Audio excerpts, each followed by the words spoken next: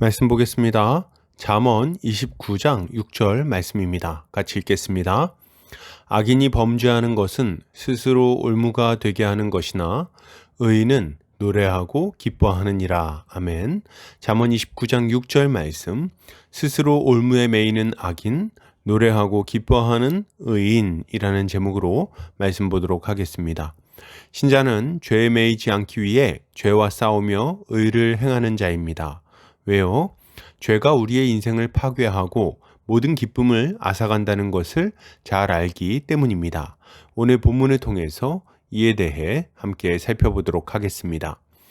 오늘 잠언 기자는 악인이 범죄하는 것은 스스로 올무가 되게 하는 것이나 의인은 노래하고 기뻐한다고 말합니다. 이것을 타번역본에서는 악인이 범죄하는 것은 그 자신에게 올무를 씌우는 것이지만 의인은 노래하며 즐거워한다 라고 번역하고 있습니다. 본문은 악인과 의인을 대조하면서 의인의 삶이 얼마나 복된 것인지를 강조하고 있습니다. 이것은 죄 가운데 살아가는 것이 사람의 인생을 불안하고 고통스럽게 만든다는 것을 교훈하는 동시에 의를 행하며 살아가는 자들의 삶에 기쁨과 즐거움이 넘친다는 것을 교훈하는 말씀이라고 할 수 있겠습니다. 본문은 악인이 범죄하는 것은 스스로 올무가 되게 하는 것이나 의인은 노래하고 기뻐한다고 말합니다. 이때 범죄는 페샤라는 단어를 사용하고 있는데 반역, 범죄, 죄 등의 의미를 가지고 있습니다. 그리고 스스로 올무가 되게 하다는 모케쉬라는 단어인데 미끼, 유혹물, 덫, 올가미 등의 의미를 가지고 있어요. 그리고 노래하다는 라난이라는 단어인데 외치다, 큰 소리로 부르다, 기뻐 소리치다 등의 의미를 가지고 있습니다. 그러니까 악인들이 죄를 범하는 것은 스스로 덫과 올가미 속에 들어가는 것이지만 의로운 자는 큰 소리로 노래하며 기뻐할 것이라는 말을 하고 있는 것입니다. 먼저 생각해 볼 것은 악인이 범죄하는 것은 스스로 올무가 되게 하는 것이라는 표현입니다. 이것은 악인이 죄를 범하는 이유를 생각하면 매우 아이러니한 일이라고 할 수 있습니다. 악인들이 죄를 범하는 이유는 무엇일까요? 세 가지 정도 이유를 생각해 볼 수 있는데 첫째는 죄를 짓는 것을 통해서 큰 이득을 얻을 것이라고 생각하기 때문입니다. 죄가 주는 쾌락과 이득이 없다면 누구도 죄를 범하지 않을 거예요. 죄는 쾌락과 이득을 약속하고 실제로 그것을 어느 정도 맛보게 해주는 것입니다. 죄를 범하는 두 번째 이유는 그 죄가 걸리지 않으리라고 생각하기 때문입니다. 만약 죄를 짓고 나서 곧바로 그 대가를 치르리라고 생각한다면 장차 받을 벌이 두려워서라도 죄를 짓지 않을 것입니다. 그러나 악인들은 하나님의 살아계심을 믿지 않기에 보는 사람만 없다면 두려움 없이 죄를 저지르는 거죠. 그리고 그렇게 죄를 짓고 난 이후에는 그 죄가 들통난다 해도 자신의 힘으로 얼마든지 무마할 수 있다고 생각하는 것입니다. 그렇기에 망설임 없이 죄를 짓는 거죠. 이들이 죄를 범하는 세 번째 이유는 죄를 짓고 얻은 이득을 통해서 앞으로의 삶이 형통하리라고 기대하기 때문입니다. 이 사람은 죄가 자신에게 행복을 가져다 줄 것이라고 생각합니다. 자기 인생을 평안하게 해줄 뿐 아니라 앞으로도 좋은 날들이 이어지게 해줄 것이라고 생각하는 것입니다.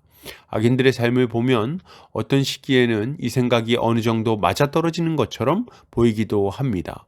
범죄에서 얻은 이득으로 집을 사고 그것으로 투자를 해서 더 큰 돈을 벌고 그 돈으로 인맥을 사고 그 인맥으로 더 많은 사업을 벌이며 자신의 세상을 멋지게 꾸미며 살아가는 거죠.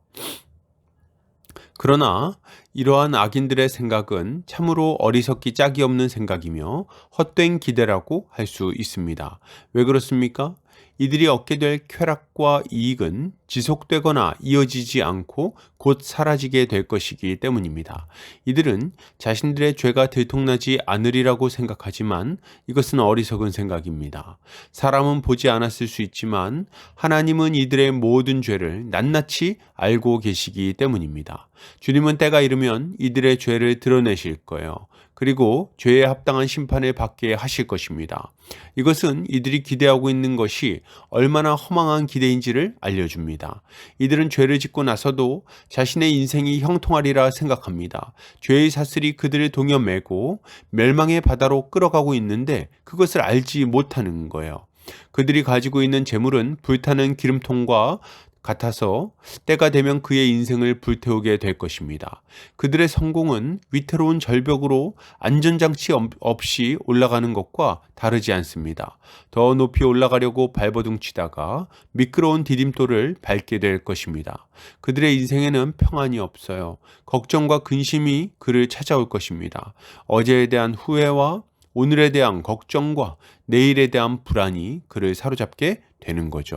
그리고 마침내 하나님이 정하신 날에 그가 저지른 모든 죄가 그의 발목을 잡아채고 깊은 멸망으로 끌어가게 될 것입니다. 그러니 죄를 짓는 자들은 얼마나 어리석은 자들입니까? 그러면 의인들은 어떻습니까? 의인의 삶은 평안합니다. 이들은 하나님을 경외하며 이웃을 사랑으로 섬깁니다. 부모를 공경하고 형제를 사랑으로 돌보며 가정에 충실하죠. 성실하게 일하여 연약한 이웃을 돌보고 언제나 참된 것을 말하며 진실하게 살아갑니다. 이웃의 것을 탐내기보다는 어떻게 해야 다른 사람에게 힘이 되어줄 수 있을지 고민하면서 살아가는 거죠. 그러니 이들의 삶에는 욕심에서 오는 어리석은 걱정과 근심이 찾아오지 않는 것입니다. 또한 이들은 악한 자들의 꾀임에 넘어가지 않습니다. 세상과 타협하며 적당히 죄에 물든 삶을 살지도 않습니다. 이들은 죄의 길에 기울어져 부귀영화를 누리는 것보다 의를 위해 고난받는 삶을 선택하며 살아가죠. 하나님의 말씀에 순종하며 사는 것이야말로 참으로 지혜로운 길이요, 참으로 복된 길이요, 참으로 안전한 길이라는 것을 진실로 믿는 것입니다. 이것이 의인들의 삶입니다. 그러니 하나님이 이들과 함께하며 그들의 기도에 응답하시는 것은 얼마나 당연한 일입니까? 이들의 삶에는 주님이 주시는 기쁨과 만족이 날마다 넘쳐나게 되는 것입니다. 문제는 뭡니까? 우리는 의를 행하며 노래하고 기뻐하는 자들이 아니라 이미 범죄하여 올무에 빠진 자들이라는 점입니다. 우리는 이미 범죄했습니다. 하나님을 경외하지 않았고 부모를 공경하지 않았으며 형제를 미워하고 거짓을 말하며 살아왔습니다. 우리의 인생은 탐욕으로 가득 차 있었고 그것 때문에 남들 몰래 온갖 죄를 짓고 살아왔어요. 우리는 이미 이런 삶을 살았습니다. 그 누가 나는 아니라고 말할 수 있겠습니까? 설령 그렇게 말한다 할지라도 불꽃 같은 하나님의 눈앞에 설 때에 고개를 숙이게 될 것입니다. 맞습니다. 이것이 우리 인생에 걱정과 근심이 가득했던 이유인 거예요. 불안과 두려움이 가득했던 이유이기도 합니다. 우리의 죄가 우리의 발목에 걸려 있으니 죽음이 두려울 수밖에 없는 거예요. 우리의 영혼은 장차 찾아올 멸망에 대한 두려움으로 떨고 있었던 것입니다. 그러나 여러분, 이런 우리를 구하기 위하여 그리스도께서 오셨습니다. 하늘의 영광을 버리시고 연약하고 비천한 인간의 몸을 입고 이 땅에 오신 거죠. 이 땅에 오신 예수는 죄를 범하지 않으셨습니다. 그분은 올무에 매이지 않았고 멸망을 두려워할 필요도 없었습니다. 그분은 날마다 노래하고 기뻐할 수 있는 의로운 삶을 사신 거예요. 그러나 그럼에도 불구하고 주님은 마치 올무에 매인 자처럼, 마치 멸망에 빠져 마땅한 우리처럼 십자가에 달리셨습니다. 그곳에서 하나님의 모든 진노를 받아야만 했어요. 그분은 도대체 왜 이런 일을 당하신 겁니까? 죄를 지으셨나요? 그렇지 않습니다. 예수가 십자가에 달리신 이유는 분명합니다. 주님은 죄인인 우리를 살리기 위하여 우리가 받아야 할 모든 형벌을 우리 대신 감당하신 것이죠. 그러므로 여러분, 이것을 생각할 때 신자가 가져야 할 마땅한 삶의 모습은 무엇입니까?